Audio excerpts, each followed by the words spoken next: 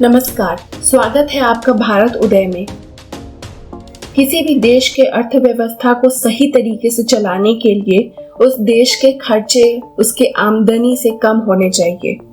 देश की सरकारों के पास जो पैसा आता है वह या तो टैक्सेस के द्वारा आता है या तो उधार के द्वारा आता है। उधार लेना कोई गंभीर समस्या नहीं है जब तक कि उधार के पैसे का सही उपयोग हो रहा है। उधार लेकर देश महत्वपूर्ण विकास के कार्यक्रमों और परियोजनाओं को सफलतापूर्वक फाइनेंस कर सकता है। इससे देश की उत्पादक क्षमता भी बढ़ती है। उत्पादक क्षमता या प्रोडक्टिविटी के बढ़ने से विकास दर में भी बढ़ोतरी होती है, जिससे लोन्स की पेमेंट आसानी से की जा सकती है।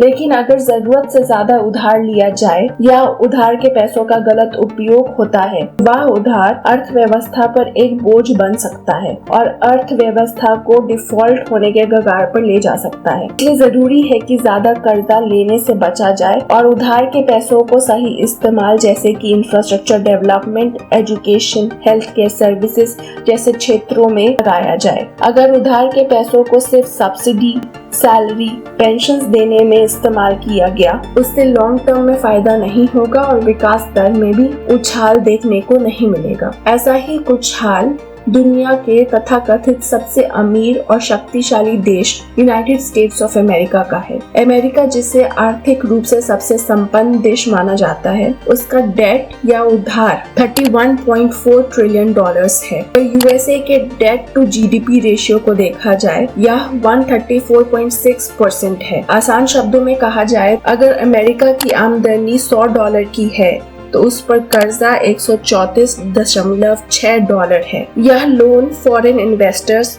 Banks, insurance companies, pension funds और फॉरेन गवर्नमेंट से लिया जाता है। इस उधार में जापान का 14.88%, चाइना का 11.96%, यूके का 8.8%, बेल्जियम का 4.58% और लक्समबर्ग का 4.3% हिस्सा है। अमेरिका ने Brazil, Switzerland, Germany, Ireland, Singapore से भी उधार लिया है। अमेरिका के पास भारत का $216 बिलियन का उधार है। एक प्रसिद्ध क्रेडिट रेटिंग एजेंसी है जिसका नाम है फिच।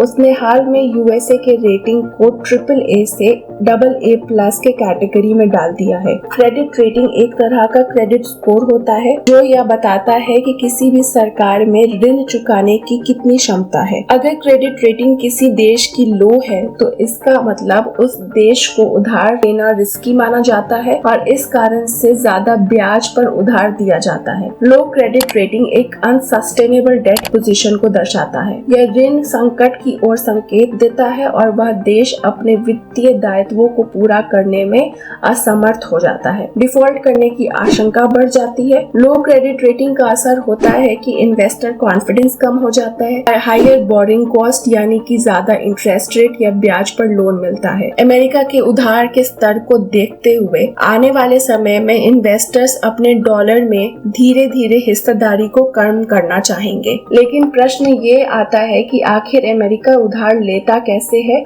और बाकी देश और वित्तीय संस्थाएं अमेरिका को उधार देते ही क्यों हैं? अमेरिकी सरकार ट्रेजरी बिल्स जारी करती है। ये ट्रेजरी बिल्स एक डेट ऑब्लिगेशन की तरह होते हैं जिन पर इंटरेस्ट दिया जाता है। मैच्योरिटी पर प्रिंसिपल अमाउंट को भी पे किया जाता है। ये बिल्स 3 कैटेगरी के होते हैं। पहला, ट्रेजरी बिल जिनकी मैच्योरिटी 1 साल से कम की होती है। दूसरा, वो ट्रेजरी बिल जिनकी मैच्योरिटी 10 साल से ज्यादा की होती है। और तीसरा, वो ट्रेजरी बिल्स जिनकी मैच्योरिटी 1 साल से 10 साल के बीच की होती है। इन ट्रेजरी बिल्स को investors, foreign governments, banks, financial institutions जैसे कि डेवलपमेंट बैंक्स देते हैं। अमेरिका का डेट टू जीडीपी रेशियो 134% के करीब है। किसी भी देश का safe debt to GDP ratio 77% माना जाता है। जहां तक की तुलना की बात है, भारत का डेट टू जीडीपी रेशियो 83% है, यूके का 99% है। लेकिन तब भी देश की सरकारें या निवेशक इन ट्रेजरी बिल्स में निवेश करते हैं। इसका कारण है कि डॉलर एक वाइडली एक्सेप्टेड करेंसी है और जिसे इंटरनेशनल रिजर्व्स करेंसी भी कहते हैं। कोई भी इंटरनेशनल पेमेंट को डॉलर में करना बहुत आसान है। डॉलर सर्वमान्य मुद्रा है। कोई भी देश चाहता है कि उसके पास ज्यादा से ज्यादा डॉलर के रिजर्व्स हों। ट्रेजरी बिल्स डॉलर्स में एक्सप्रेस्ड होते हैं और इन्हें सबसे ज्यादा सिक्योर एसेट माना जाता है। रेट ऑफ रिटर्न भी इन ट्रेजरी बिल्स पे ज्यादा मिलता है, इसलिए बाकी संस्थाएं और देश की सरकारें इन ट्रेजरी बिल्स को खरीदती हैं। अमेरिकी सरकार भविष्य में यह ऋण चुकाने में कितनी सक्षम रहेगी, इस मुद्दे पर विशेषज्ञ चिंता व्यक्त करते हैं। यूएस ने अपने डेट सीलिंग यानी कि उधार पर एक रोक या लिमिट लगाना इसे 2025 तक टाल दिया है। पिछले दशक में टैक्स कट्स किए गए थे, रेवेन्यू भी कम रहा था, हेल्थ केयर और सोशल सिक्योरिटी पे खर्च भी ज्यादा था। इन खर्चों की वजह से डेट लेवल्स को कम भी नहीं किया जा सकता।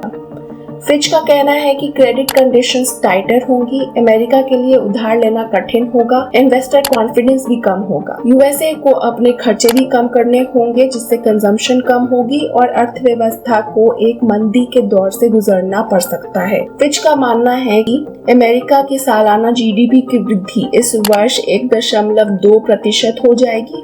पिछले साल यह 2.1% की थी। 2024 में विकास दर में वृद्धि केवल 0.5% की होगी।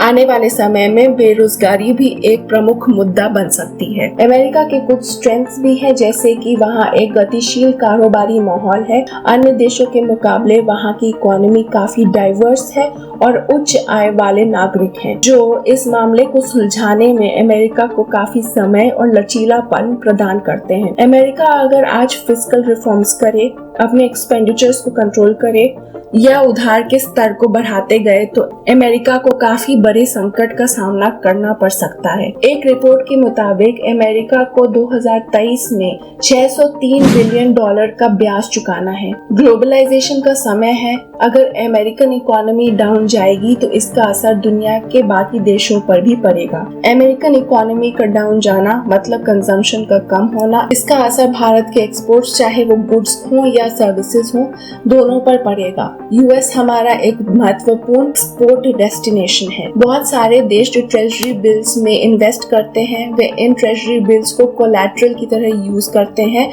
और लोन उठाने के लिए। तो अगर अमेरिकन इकोनॉमी में गिरावट आएगी तो बाजार में या संस्थाओं से लोन मिलने में भी मुश्किल आएगी, जिससे दुनिया में लिक्विडिटी कम रहेगी। अमेरिकन इकोनॉमी के डाउनफॉल से बहुत सारे ग्लोबल स्पिल ओवर इफेक्ट्स होंगे।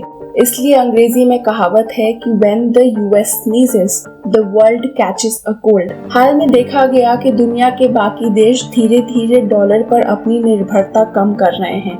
Russia, China, India, south Africa D-dollarisation का समर्थन करते हैं। ये सारे देश चाहते हैं कि उनकी लोकल करेंसी में इंटरनेशनल पेमेंट्स को सेटल किया जाए और यह प्रक्रिया शुरू हो चुकी है।